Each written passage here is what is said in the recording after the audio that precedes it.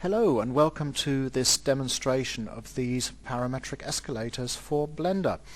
My name is Jens from Red Visualization and I created these escalators because I couldn't find anything else suitable for Blender anywhere else.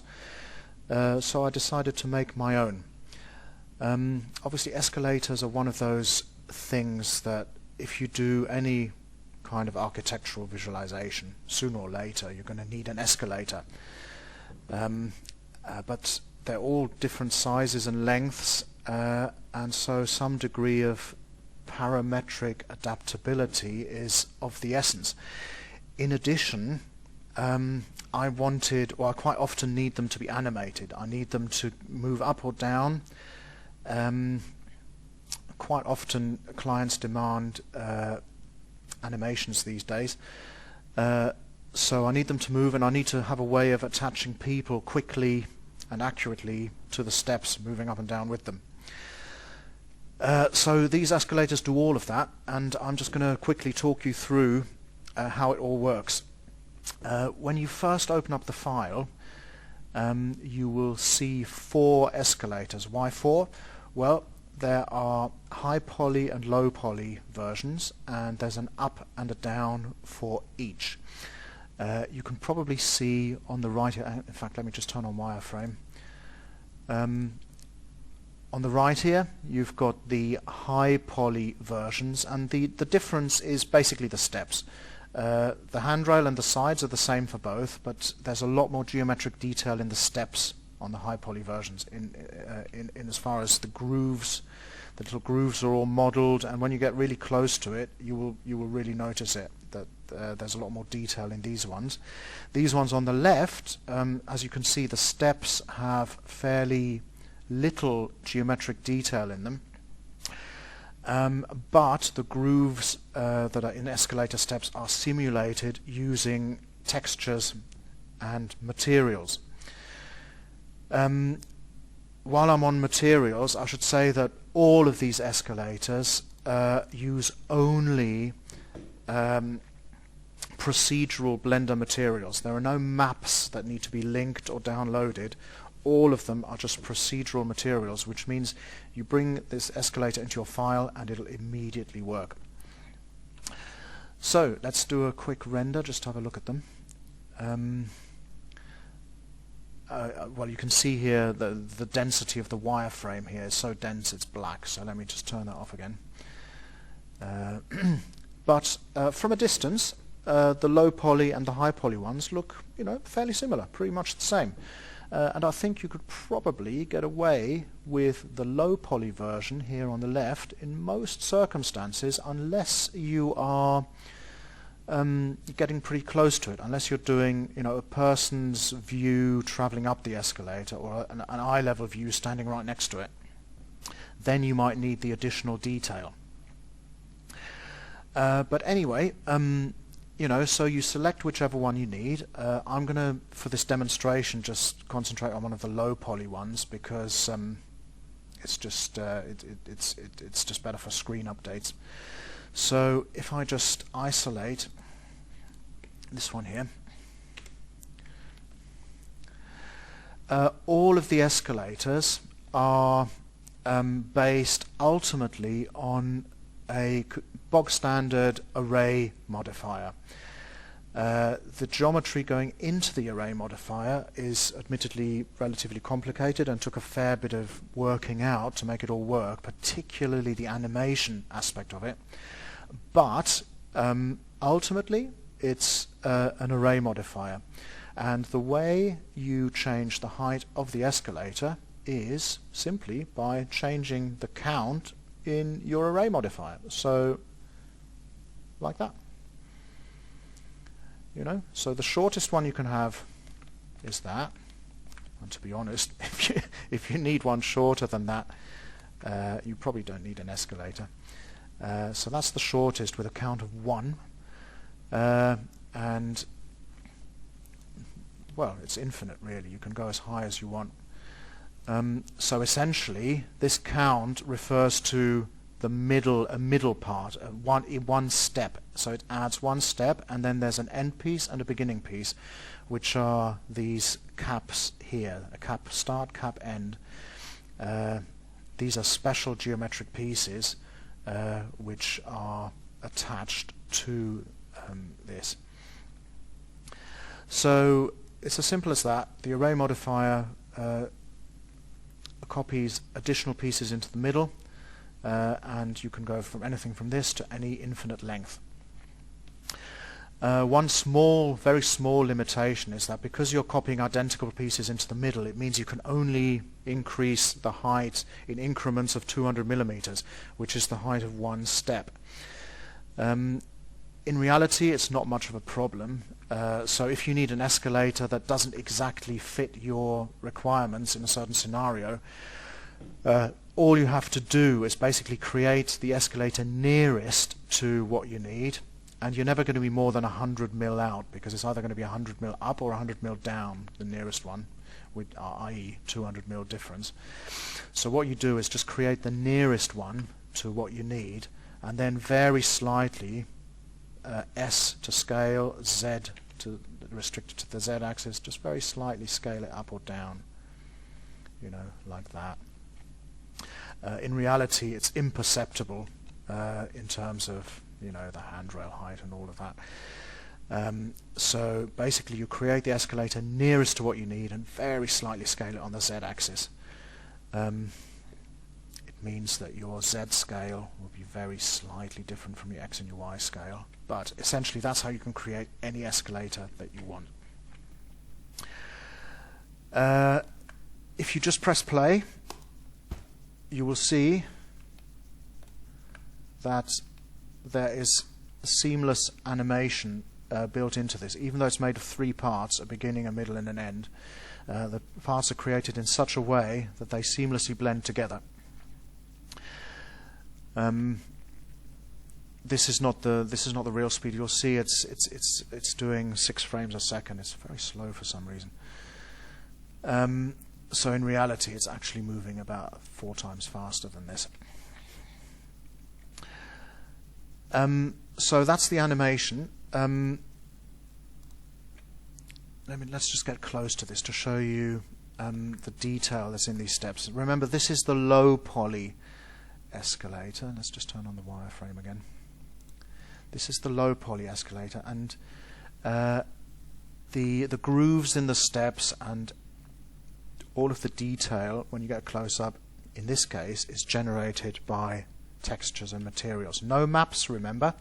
No maps that need to be linked. These are all procedural Blender materials. Which is great because you can just drag it into your file and it immediately works. So on the low poly versions, you get close and you can see what I mean. You get close and you'll see how these are essentially just mapped, or textured, I should say, which is fine for anything up to this sort of distance. If you want to get closer than that, let's go to one of the high poly escalators and show you the difference. So this is the difference. This is the modeled one. This is the one where the grooves are actually physically there. And this is suitable for very close-up shots.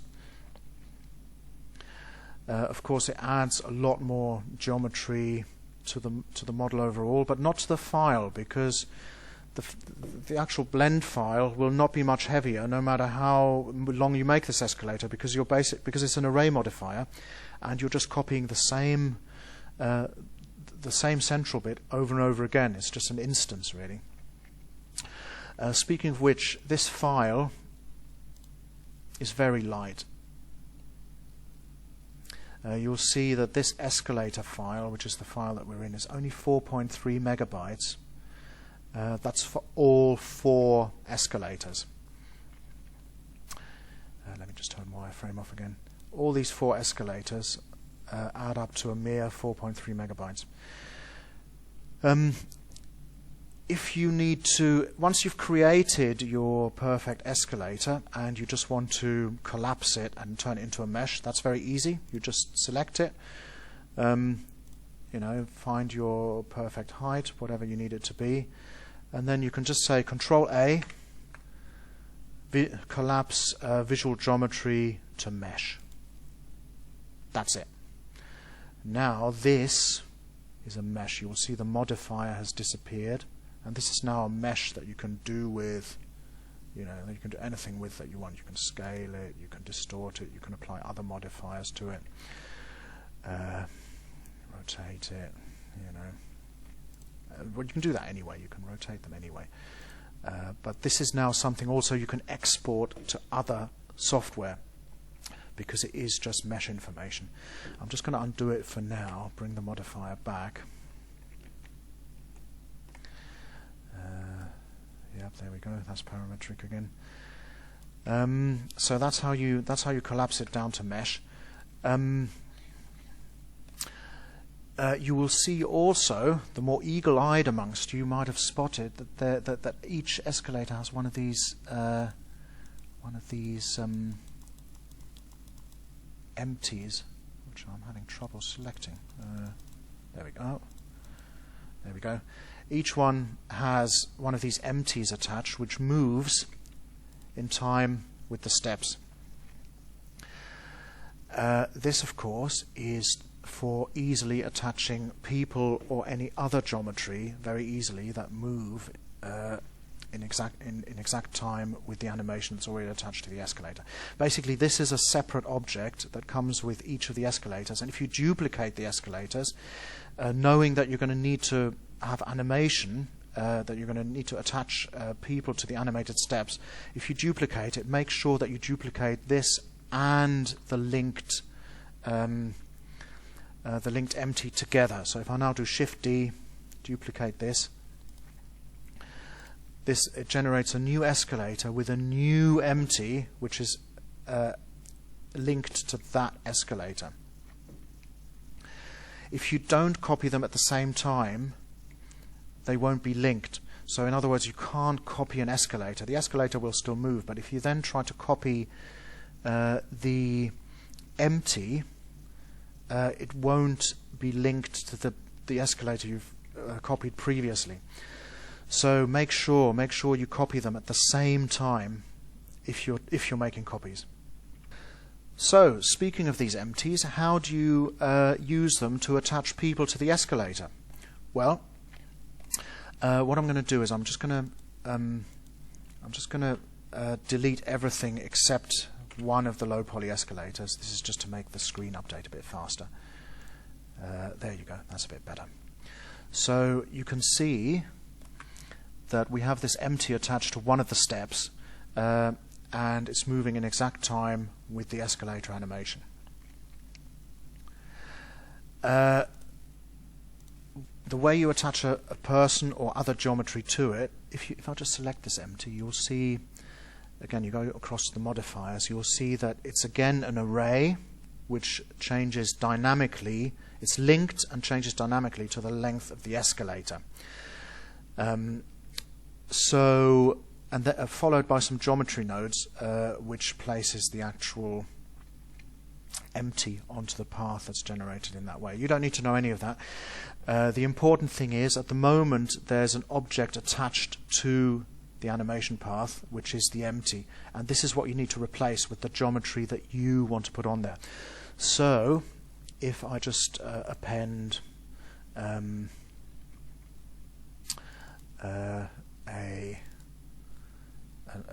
person, object Stefani. So if I just append a person, if I want that person to be there, all I have to do is select the empty and replace the object in the modifiers panel with the object that I want to be there, in this case Stefani. There we are. That person will now move in time with the steps. You'll see that there are other settings. Obviously she's standing sideways, and we don't want that. So therefore, also in this modifier panel, there's a Z rotation. Allows you to change any Z rotation. And there is also a tweak X and tweak Y, which is just for tweaking the X and the Y positions, should you need to. But I'll leave both of those at 0 for now. And it's as simple as that. You basically bring in the geometry that you want and attach it instead of the empty that's already there. If you want more than one person on one escalator, all you have to do is copy, Shift D, and then you will see this additional setting here called the step offset, which is basically how many steps behind or ahead do you want the other person to be. So you can basically just copy another person to anywhere you want on the escalator. In this case, it's the same person, but you could then, change the object to any other object again, and it will be a different person. You could then, say, turn them around and have them talking to the other person, but crucially, both of these move in time with the escalator. So it's as simple as that. You basically attach the person that you want to the escalator, and then make as many copies as you want, and add additional or other people to the escalator, and they will all move in time with this escalator.